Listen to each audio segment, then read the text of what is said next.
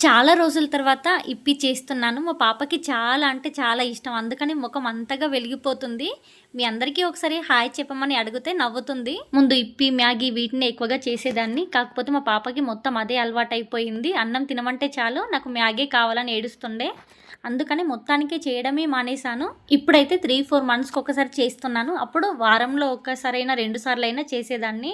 ఇదేంటో అసలు పొద్దున్నే అనుకుంటాను ఇడ్లీకైనా, దోసకైనా దేనికో ఒకదానికి నానబెట్టాలి అని. కాకపోతే మధ్యాహ్నం అయ్యేసరికి మర్చిపోయి సాయంత్రం గుర్తొస్తుంది. మళ్ళీ ప్రొద్దున్నే ఏం టిఫిన్ చేయాలా అని ఆలోచించడం ఇదే జరుగుతుంది రెగ్యులర్‌గా. మా పాప కోసం, నా కోసమే చేస్తున్నా.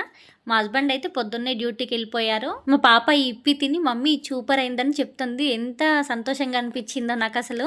ఒకసారి వీడియో తీస్తాను చెప్పరా అంటే మాత్రం మాట్లాడదు వీడియో ఆన్ చేసేసరికి. మా పాప మాట చెప్పినందుకేనేమో ఈసారి ఇంకా టేస్ట్ అనిపించింది. పల్లి పట్టీల రెసిపీ పెట్టాను మన ఛానల్ నేమ్ కింద. ఒకసారి వెళ్ళి చూడండి. వీడియో నచ్చితే ఒక లైక్ చేసి సబ్స్క్రైబ్ చేసుకోండి.